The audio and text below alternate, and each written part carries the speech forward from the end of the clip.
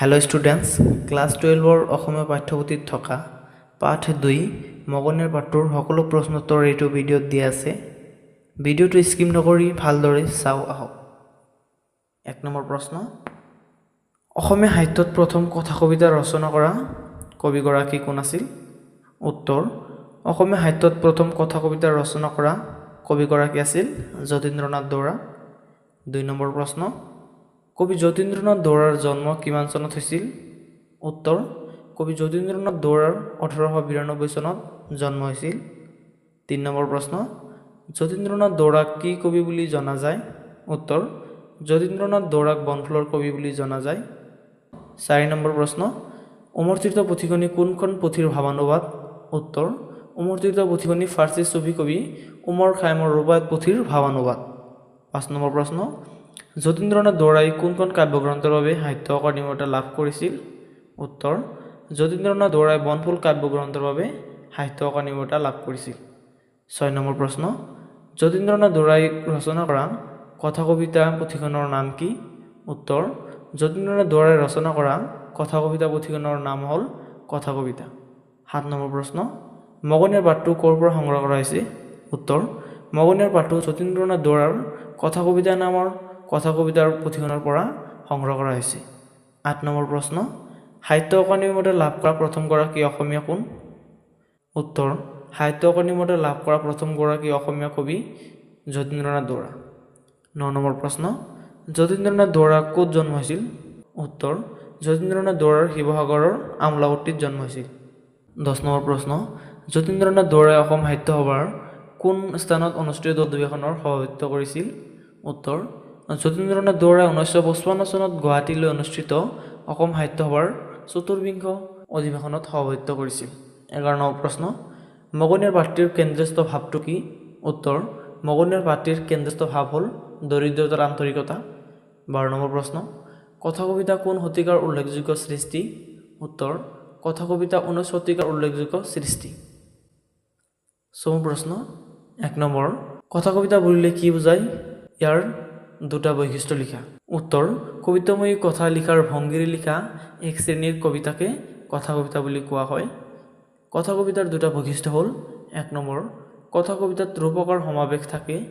2 number, কথা কবিতাত মাত্ৰ এটাহে কেন্দ্ৰস্থ ভাৱ থাকে। 2 নম্বৰ প্ৰশ্ন, কবিতা আৰু কথা কবিতাৰ মাজত কি কি পাৰ্থক্য আছে? উত্তৰ, পুৰণি কবিতাবোৰত পৰম্পৰাগত ছন্দৰ প্ৰয়োগ কৰা হয়, তেনেদৰে আধুনিক কবিতাবোৰতো মুক্ত ছন্দৰ প্ৰয়োগৰ ঘটে। এক কথাত কবিতাত ছন্দৰ প্ৰয়োগ অপৰিহাৰ্য, কিন্তু কথা কবিতা ছন্দৰ বান্ধোনত বন্দী নহয়। ই মুক্তভাৱে কথা কোৱাৰ ভংগীত ৰচিত কবিতাময় সাহিত্য। 3 নম্বৰ প্ৰশ্ন, উমৰ খায়াম কোন? তেওঁ ৰচনা কৰা পুথি এখনৰ নাম লিখা। উত্তৰ, উমৰ খায়াম হ'ল ফাৰ্চী চুফী কবি। তেওঁ ৰচনা কৰা এখন পুথি হ'ল ৰুবায়ত। 4 নম্বৰ প্ৰশ্ন, মগনিয়াৰজনে কবিৰ পৰা কি দান পোৱাৰ কথা কৈছে?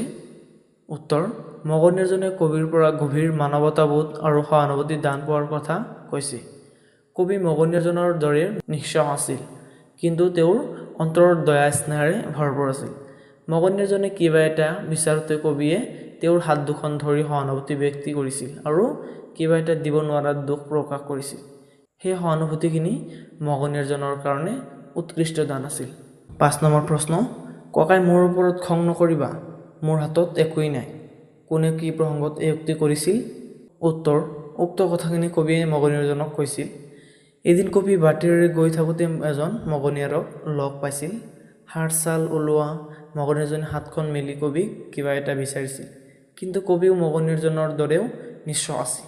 মগনিয়াৰজনক দিবৰ বাবে তেওঁৰ হাতত কোনো পাৰ্থিৱ সম্পদ নাছিল, কিন্তু কবিৰ অন্তৰৰ দয়া, আন্তৰিকতা, স্নেহেৰে ভৰপূৰ আছিল।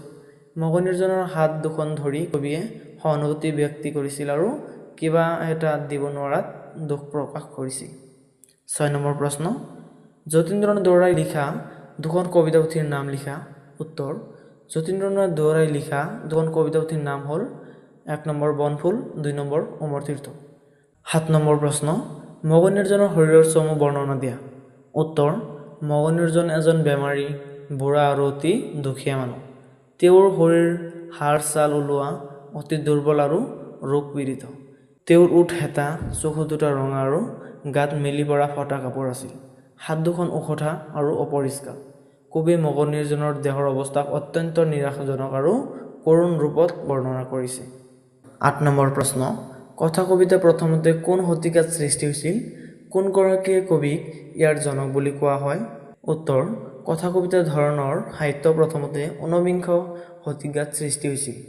এই সাহিত্যৰ ৰচনা ইউৰোপত হৈছিল আৰু ৰুছ সাহিত্যিক আইভান তুৰ্গেনিভক এই ধাৰাৰ জনক বুলি গণ্য কৰা হয়। তেওঁ প্ৰথমে গদ্যৰ ভাৱনাৰে কবিতা আৰু কল্পনাৰ সংমিশ্ৰণ ঘটাই এই নতুন সাহিত্যৰ ধাৰা ৰূপায়ণ কৰিছিল। 9 নম্বৰ প্ৰশ্ন, কবি যতীন্দ্ৰনাথ দুৱৰা প্ৰভাৱিত হোৱা দুগৰাকী বিদেশী কবিৰ নাম লিখা। উত্তৰ, যতীন্দ্ৰনাথ দুৱৰা প্ৰভাৱিত হোৱা দুগৰাকী বিদেশী কবিৰ নাম হ'ল 1 নম্বৰ ওমৰ খায়াম ফাৰ্চী চুফী কবি আৰু 2 নম্বৰ আইভান তুৰ্গেনিভ ৰুছ সাহিত্যিক। দীঘল প্ৰশ্ন।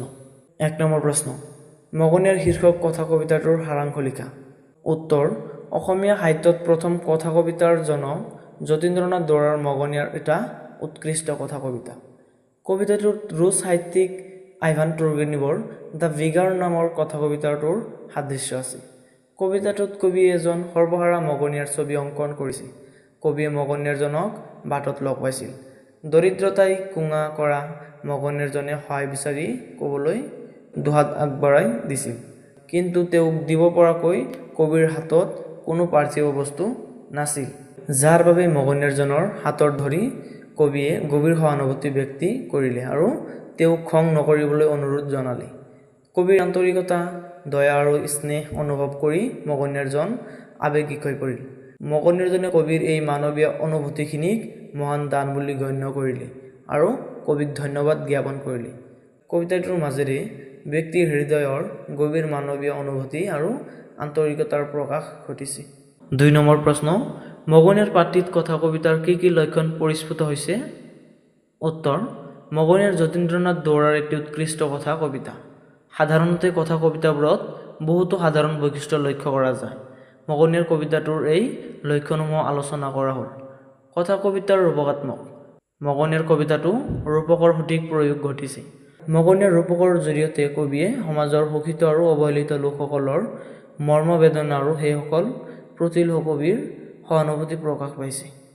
কথা কবিতাবোৰত এটি মাত্ৰ কেন্দ্ৰস্থ ভাৱ থাকে।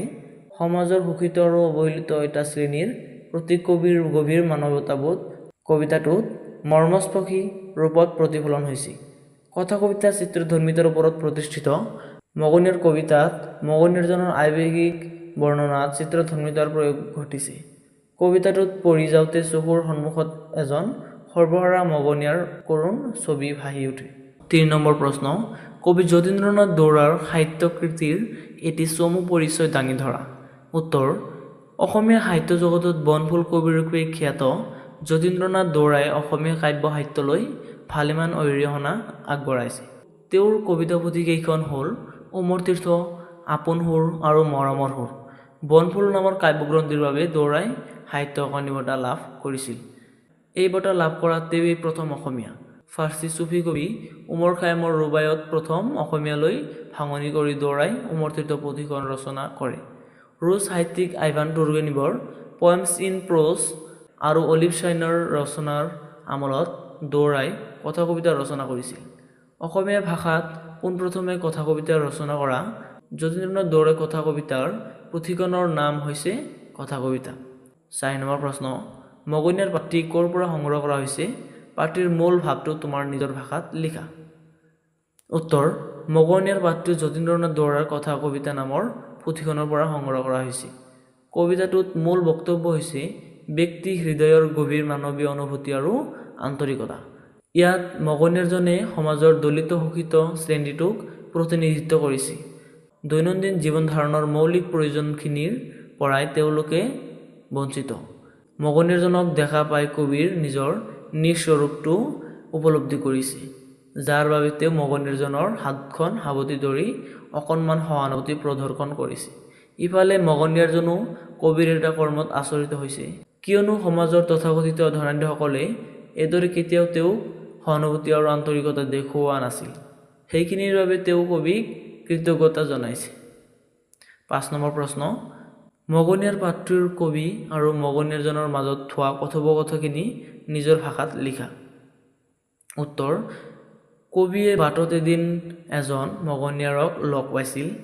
দৰিদ্ৰতাই কোঙা কৰা মগনীয়াজনে সহায় বিচাৰি ক'বলৈ দুহাত আগবঢ়াই দিছিল, কিন্তু তেওঁক দিব পৰাকৈ কবিৰ হাতত কোনো পাৰ্থিৱ বস্তু নাছিল। কবিয়ে মগনীয়াজনৰ হাত দুখন ধাবতি ধৰি দিব নোৱাৰাৰ বাবে খং নকৰিবলৈ অনুৰোধ জনালে। কবিৰ আন্তৰিকতা, দয়া আৰু স্নেহ অনুভৱ কৰি মগনীয়াজন আৱেগিক হৈ পৰিল। মগনীয়াজনে কবিৰ এই মানৱীয় অনুভূতিখিনিকে মহান দান বুলি গণ্য কৰি কবিক অশেষ ধন্যবাদ জ্ঞাপন কৰিলে। 6 নম্বৰ প্ৰশ্ন, ককাই মোৰ ওপৰত খং নকৰিবা, মোৰ হাতত একোৱেই নাই। কোনে কি প্ৰসংগত এই কথাখিনি কৈছিল? জুকিয়াই লিখা। উত্তৰ কবি যতীন্দ্ৰনাথ দুৱৰাই নিজৰ চোলাৰ মোনাত হাত সোমোৱাই একো নোপোৱাত মগনীয়াজনক উদ্দেশ্যে ক'ব লগা সেই প্ৰশ্নোদ্ধৃত কথাখিনি কৈছিল। এদিন তেওঁ বাটে দি গৈ থাকোঁতেই হঠাৎ তেওঁৰ সন্মুখত এটা অতি বেমাৰ আৰু হাড়-ছাল খোৱা বুঢ়া মগনীয়া থিয় দিলেহি। মগনীয়াজনৰ ওঠ শোকান্বিত, চকু ৰঙা আৰু মুখত দৰিদ্ৰতাৰ গভীৰ ছাপ পৰিছিল। গাত থকা কাপোৰখন ফটা-চিঙা আৰু অনাহাৰৰ কষ্ট চকুত স্পষ্ট। মগনীয়াজনে অপৰিষ্কাৰ আৰু উখহা হাত মেলি সহায় বিচাৰিলে। কবিয়ে চোলাৰ মোনাত হাত সুমুৱাই চাই দেখিলে যে তেওঁৰ ওলাই দিবলগীয়া একো নাই। টাকা, ঘড়ী, ৰুমাল কিবা একো নাছিল। তেতিয়া তেওঁ মগনীয়াজনৰ কঁপা হাত দুটা সাৱধানে ধৰি গভীৰ সমবেদনাৰে সেই প্ৰশ্নোদ্ধত কথাখিনি উচ্চাৰণ কৰিছিল। এই ঘটনাই কবিৰ মানৱতাবোধ আৰু সহানুভূতি প্ৰকাশ কৰে। 7 নম্বৰ প্ৰশ্ন, কি হ'ল? একো কথা নাই, ইয়াৰ কাৰণে অশেষ ধন্যবাদ। ইও যে এটা দান। কথাষাৰ কোনে কি প্ৰসংগত কৈছিল? কথাষাৰৰ তাৎপৰ্য বুজাই লিখা। উত্তৰ এদিন কবি যতীন্দ্ৰনাথ দুৱৰাই বাটেদি গৈ আছিল। তেনেতে হঠাৎ এজন বেমাৰী, হাড়-ছাল ওলোৱা বুঢ়া মগনীয়াৰ আহি তেওঁৰ সন্মুখত থিয় দিয়াত দেখা পালেগৈ। মগনীয়াজনৰ ওঠ হেতা, চকু ৰঙা আৰু গাত থকা ফটা-চিঙা কাপোৰখিনিয়ে দৰিদ্ৰতাৰ শোকাবহ ছবি এখন আঁকি ধৰিছিল। তেওঁ উখহা অপৰিষ্কাৰ হাত মেলি কবিৰ পৰা সহায় বিচাৰিলে। কবিয়ে নিজৰ চোলাৰ মোনাত হাত সুমুৱাই চাই দেখিলে টকা, ঘড়ী, আনকি এখন ৰুমালো লগত নাই। মগনীয়াজনৰ দুৰ্বল আৰু কঁপা শৰীৰ দেখি কবিয়ে লৰালৰি কৰি ওচৰ গৈ তেওঁৰ হাত দুখন সাৱধানে ধৰি মৰমেৰে ক'লে যে তেওঁৰ ওলাই দিয়াৰ দৰে একো নাই আৰু সেয়া দেখি মগনীয়াজনে খং নকৰিব। কবিৰ মুখত ফুটে উঠা সহানুভূতিৰ কথা শুনি মগনীয়াজনে হেতা ওঠেৰে এক মৰমৰ হাঁহি, তেওঁৰ হাতত ধৰা কবিৰ সহানুভূতিপূৰ্ণ আচৰণে মগনীয়াজনক গভীৰভাৱে স্পৰ্শ কৰিলে। তেওঁ প্ৰশ্নোদ্ধৃত সেই কথাখিনি কৈ কবিক অশেষ ধন্যবাদ জনালে আৰু সেই আন্তৰিকতা, মৰম আৰু সহানুভূতিকেই তেওঁ এক বিশেষ দান বুলি গণ্য কৰিলে। 8 নম্বৰ প্ৰশ্ন, মই বুজিলোঁ যে মোৰ এজন লগৰীয়াৰ পৰা ময়ো এটা দান পালোঁ। মগনীয়াৰ পাত্ৰৰ আধাৰত কথাখিনি মুকলিকৈ বুজাই লিখা। উত্তৰ এদিন কবি যতীন্দ্ৰনাথ দুৱৰাই বাটেদি গৈ আছিল। তেনেতে এটা অতি বেমাৰী, হাড়-ছাল ওলোৱা বুঢ়া মগনীয়াৰ আহি কবিৰ সন্মুখত থিয় দিলে। মগনীয়াজনৰ হেতা, ওঠ, ৰঙা চকু আৰু গাত পিন্ধা ফটা-চিঙা কাপোৰখিনিয়ে দৰিদ্ৰতাৰ এক শোকাবহ ছবি স্পষ্টকৈ দাঙি ধৰিছিল। তেওঁ উখহা অপৰিষ্কাৰ হাত মেলি সহানুভূতিৰ আশাৰে কবিৰ ওচৰলৈ আগবাঢ়ি আহিলে। কবিয়ে নিজৰ চোলাৰ মোনাত হাত সুমুৱাই চাই দেখিলে টকা, ঘড়ী, আনকি এখন ৰুমালো লগত নাছিল।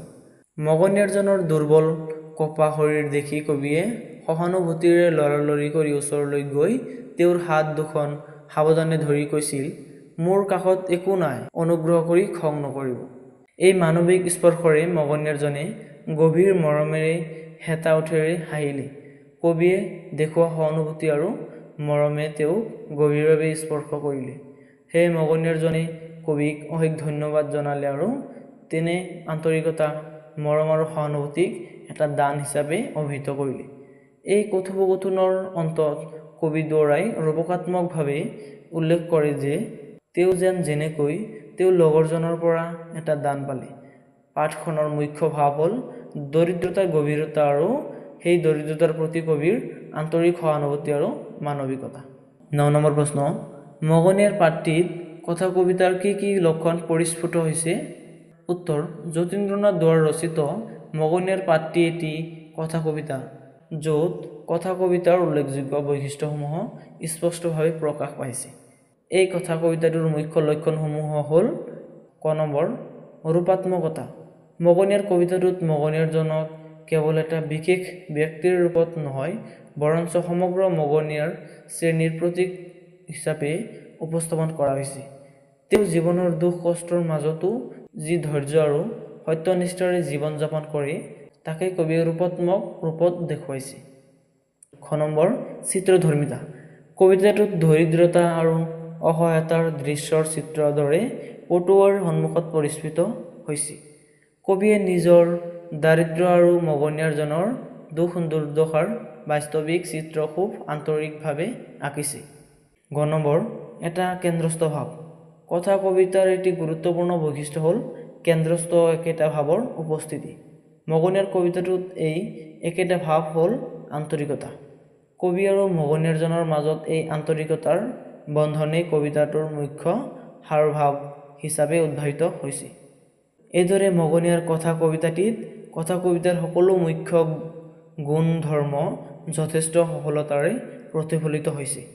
ভিডিঅ'টো ভাল লাগিলে লাইক, কমেণ্ট, শ্বেয়াৰ কৰিব আৰু প্ৰথমবাৰৰ বাবে চেনেলটোত ভিজিট কৰিলে ছাবস্ক্ৰাইব কৰি দিওঁ। Thank U.